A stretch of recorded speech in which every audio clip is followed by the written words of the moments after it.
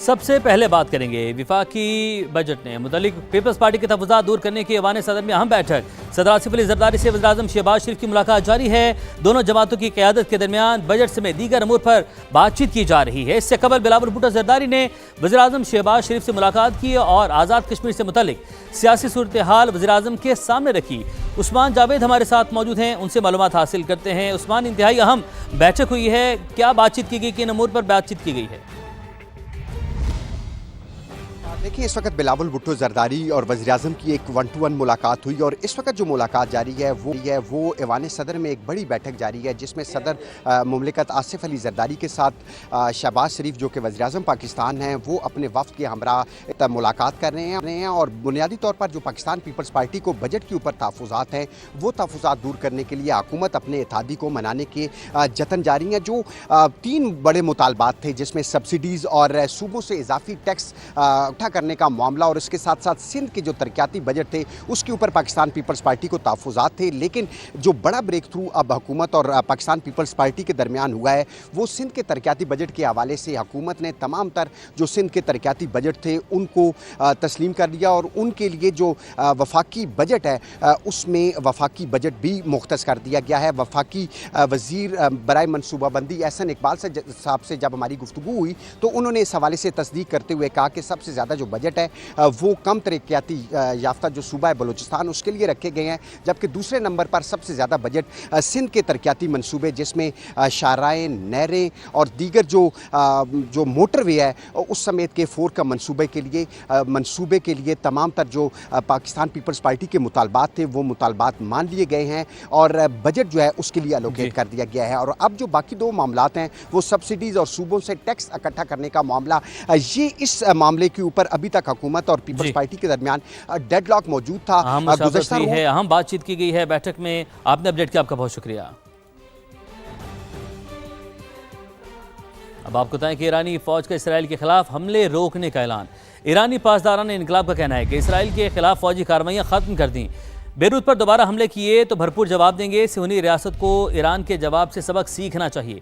ईरानी सदर मसूद पेज़ेश्कियान का कहना है, हम किसी धमकी से डरकर पीछे नहीं हटेंगे, अपनी कौम के हकूक़ का दिफा पूरी कुव्वत से करेंगे। सोशल मीडिया पैगाम में कहा, अमन और कौमी सलामती हमारी अव्वलीन तरजीहात हैं। सिफारतकारी और दिफा हमारी कौमी ताकत के 2 पहलू हैं। हमने मैदान जंग खाली छोड़ा, ना मुज़ाकरात की मेज़।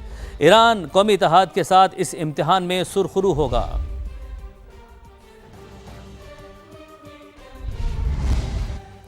इससे कबल अमेरिकी सदर ने ईरान और इसराइल को एक दूसरे पर हमले करने से खबरदार किया था। सोशल मीडिया बयान पर डोनाल्ड ट्रंप का कहना था कि इसराइल और ईरान फौरी जंगबंदी के ख्वाह हैं। अमन के हवाले से हतमी मुज़ाकरात जारी हैं, कोई रुकावट ना डाली गई तो अमन माहिदे की तरफ पेशरफ जारी रहेगी।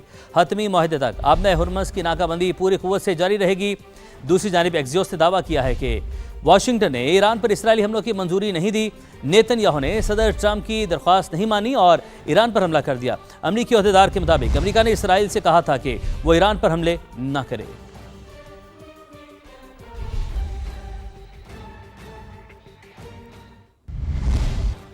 मशरिक़ वस्ता को एक बार फिर जंग ने अपनी लपेट में ले लिया है। इसराइल और ईरान के एक दूसरे पर हमले, इसराइली हमलों से तेहरान, तबरेज़, खर्ज और इस्फहान धमाकों से गूंज उठे। तेहरान में मेहराबाद एयरपोर्ट और मह शहर में पेट्रोकेमिकल प्लांट को भी निशाना बनाया गया है। इसराइली फ़ौज ने 20 मकामात पर बमबारी का दावा किया। पासदारान इनकलाब ने इसराइल के खिलाफ कार्रवाई को ऑपरेशन नसर का नाम दिया। हमलों का कोड या हैदर करार रखा गया। ईरानी मिसाइलों से तल अवीव और हैफा समेत मकबूजा इलाकों में आग भड़क उठी, सायरन बच गए। नवातिम और तलनोफ एयरबेस समेत फौजी अहदाफ बैलिस्टिक मिसाइलों का निशाना बने। तेहरान में इसराइली ड्रोन भी तबाह कर दिया गया। किरमानशाह में दिफाई निज़ाम एक्टिव, एयरपोर्ट बंद कर दिए गए। इसराइल ने भी बिन गोरियां एयरपोर्ट पर एमरजेंसी नाफिज कर दी। यमनी हौसियों ने भी इसराइल में दिफाई तंसीबात को निशाना बनाया। हौसी ग्रुप ने बहरा अहमर में इसराइल और उसके इत्तेहादी के जहाज़ों की आमदरफ्त पर पाबंदी आयद कर दी है। दीगर खबरें शामिल करते हैं। 7 जून को आज़ाद कश्मीर पुलिस एहलकारों पर तशद्दुद और हमले, लाश की बेहुरमती करने की खौफनाक वीडियो मंजर-आम पर आ गई। कलदम जॉइंट अवामी एक्शन कमेटी ने सीधी गोलियां चलाईं। पुलिस और कानून नाफिज करने वाले इदारों पर हमला मनसूबाबंदी से किया गया। कलदम JAAC का मकरू और दहशत गर्दाना चेहरा बेनकाब हो चुका। भारतीय स्पॉन्सर फितना और खवारिज का कलदम JAAC के हक में एलामिया जारी कर चुका है। पाकिस्तान मुखालिफ सोशल मीडिया पर भी फेक न्यूज और AI मवाद के जरिए प्रोपेगेंडा करने का सिलसिला जारी है।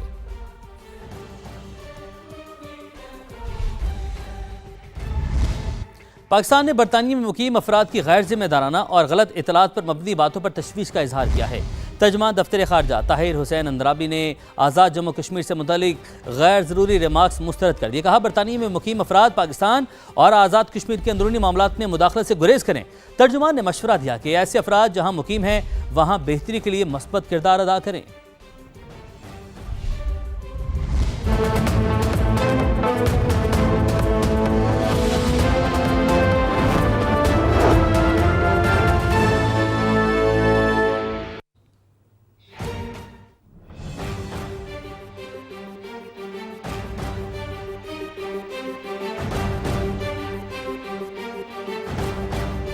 बात करेंगे गिलगित बल्तिस्तान इंतखाबात की, जहां पर पीपल्स पार्टी का जादू चल गया। 8 नशिस्तों पर कामयाबी समेट ली। 7 आज़ाद उम्मीदवारों ने भी मैदान मार लिया। नून लीग के उम्मीदवार 4 नशिस्तों पर कामयाब हुए। MWM ने भी 1 सीट जीत ली। 24 में से 20 हल्कों के गैर हतमी गैर सरकारी नतायज आ गए। 4 नशिस्तों के नतायज आना अभी बाकी हैं।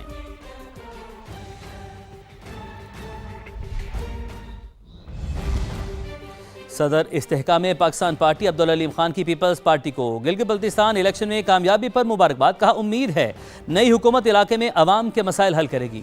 इस्तेहकाम पाकिस्तान पार्टी ने GB के इंतखाबात में तीसरी बड़ी जमात के तौर पर वोट हासिल किए। भरपूर एतमाद पर शिमाली इलाका जात के अवाम का शुक्रिया अदा करते हैं। अब्दुल अलीम खान ने इलाके की तरक्की और खुशहाली के लिए किरदार जारी रखने का पुख्ता अज़्म भी दोहराया। रिपोर्ट देखिए।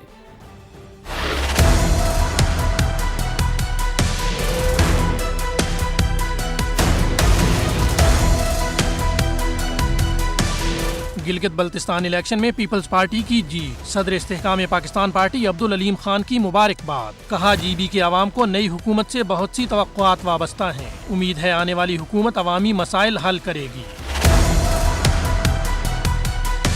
अब्दुल अलीम खान ने कहा कि IPP ने गिलगित बल्तिस्तान के इंतखाबात में तीसरी बड़ी जमात के तौर पर वोट हासिल किए। भरपूर एतमाद पर शुमाली इलाका जात के अवाम का शुक्रिया अदा करते हैं। सदर IPP ने वोट बैंक के लिए दिन रात काम करने वाले पार्टी वर्कर्स को भी खराजे तहसीन पेश किया। कहा, विफाकी वजारत का कलमदान होने के बायस इंतखाबी मुहिम में बिला वास्ता हिस्सा नहीं ले सके। इसके बावजूद अक्सर हल्कों में IPP के उम्मीदवार बहुत कम वोटों के फर्क से पीछे रहे। पार्टी के टिकट होल्डर्स को पजीराई मिलने पर खराजे तहसीन पेश करते हैं। अब्दुल अलीम खान ने पार्टी तंजीम के लिए भी नेक ख्वाहिशात का इजहार किया।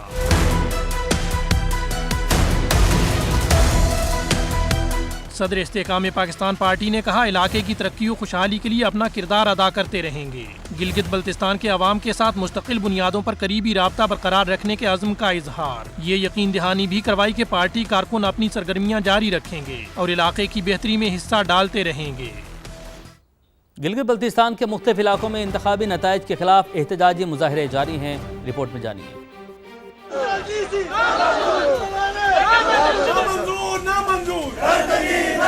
गिलगित बल्तिस्तान के मुख्तलिफ शहरों में इंतखाबी नताइज के खिलाफ एहतजाजी मुजाहरे। GBA 16 दिया में 2 के इंतखाबी नताइज तनाज़े का शिकार। आजाद उम्मीदवार सैयद इमाम मालिक के हामियों ने नताइज के खिलाफ एहतजाज करते हुए DRO ऑफिस का घेराव किया। मुजाहिरीन ने बाज उम्मीदवारों को मुबैना तौर पर फायदा पहुँचाने और इंतखाबी नताइज में रद्दोबदल की कोशिश का इल्जाम आयद किया। हमारा हमें नोटिफिकेशन चाहिए था सर। रात को हम तकरीबन 1500 प्लस लीड पे थे। जब हम घर गए, सुबह जब हम 9 बजे वापस आए तो कहते हैं कि आप लोगों के वोट कम है और जो हमारी जो मुखालिफ टीम है उनके वोट ज़्यादा है करके हमारे साथ धांधली की है। एक लेडी ऑफिसर ने जो बक्सूस के अंदर से वोट उठा के कोई टोकरी में डाले, कोई पर्स में डाले, कोई नीचे फेंके। चिलास में मुश्तइल मुजाहिरीन को मुंतशिर करने के लिए पुलिस ने शेलिंग की। दूसरी जानिब अस्तोर में भी सियासी जमातों के कारकुनान और हामियों ने नताइज पर अपने तहफ़्फ़ुज़ात का इजहार किया। बिलखुसूस अस्तोर के अंदर ये सब को मालूम है कि खुला धांधली हुई है। जहाँ पर 500 वोट थे वहाँ 600 कास्ट हो गए हैं। बल्क पेपर्स जो थे वो जाली कास्ट हुए हैं, मोहर जाली बनाई गई है। प्रिजाइडिंग ऑफिसर्स ने वहाँ काउंट करते वक्त लिखा है कि इतने बोगस यहाँ जो है वो पेपर्स आए हैं, वोट्स आए हैं। सियासी कारकुनान शफाफ तहकीकात और नताइज के असर-ए-नौ जायजे का मुतालबा कर रहे हैं। चेयरमैन तहरीक इंसाफ बैरिस्टर गौहर ने गिलगित बल्तिस्तान के इंतखाबी नताइज मुस्तरद कर दिए। इस्लामाबाद में प्रेस कॉन्फ्रेंस के दौरान धांधली का इल्ज़ाम लगाते हुए कहा, जीबी इंतखाबात में भी जाली वोट डाले गए। बैरिस्टर गौहर ने दूसरी जमातों को जाली मैंडेट फराहम करने का भी इल्ज़ाम लगाया। दावा किया कि PTI 8 नशिस्तों पर कामयाब हुई, लेकिन फार्म 47 सिर्फ 3 नशिस्तों के दिए गए। इनमें 2 PTI और 1 MWM की सीट शामिल है। हम इस इलेक्शन के इंटायर प्रोसेस को, इस इलेक्शन को, इसकी काउंटिंग को, इसके फार्म को और इस रिज़ल्ट को हम रिजेक्ट करते हैं। ये इलेक्शन गिलगित बल्तिस्तान में धांधली ज़दा है। इलेक्शन पोलिंग डे पे भी धांधली हुई है, वोट स्टफिंग हुई है, बोगस वोट ला के पोल हुए हैं। उन लोगों को जिनको आवाम का मैंडेट नहीं था, एक बार फिर जाली मैंडेट दिया गया है। टोटल हमारे 8 सीट बनते हैं, जिस पे हम 100% लीड में थे और हमें उसके फार्म 47 मिलना चाहिए था, जबकि हमें PTI के नाम के 2 और MWM का 1 मिला है।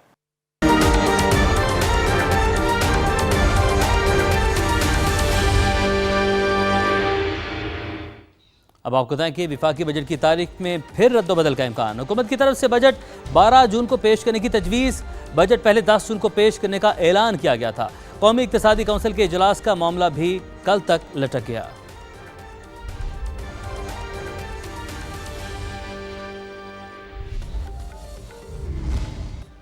नए बजट में सूबों और खुसूसी इलाकों के तरक्याती मंसूबों के लिए 252 अरब रुपए खर्च किए जाएंगे। किस सूबे के लिए कितनी रकम मुख्तस करने की तजवीज़ है, आपको तफसीलात बताते हैं। चारों सूबों के लिए 99 अरब 21 करोड़ रुपए रखने की तजवीज़ है। सिंध के लिए सबसे ज़्यादा 50 अरब 69 करोड़। बलोचिस्तान की बात की जाए तो बलोचिस्तान के लिए 39 अरब और 75 करोड़, जबकि पंजाब के लिए 4 अरब 75 करोड़, जबकि खैबर पख्तूनख्वा के लिए सिर्फ 4 अरब रुपए की तजवीज़ शामिल है। जमशुदा इजला के लिए 66 अरब 36 करोड़, आज़ाद कश्मीर में 47 अरब, जबकि गिलगित बल्तिस्तान में 39 अरब रुपए से ज़ायद खर्च करने का मंसूबा है। कई बड़े सूबाई मंसूबों का बोझ विफाक के कंधों पर बरकरार रहेगा। दीगर खबरें भी शामिल करेंगे इस ब्रेक के बाद, हमारे साथ रहिए।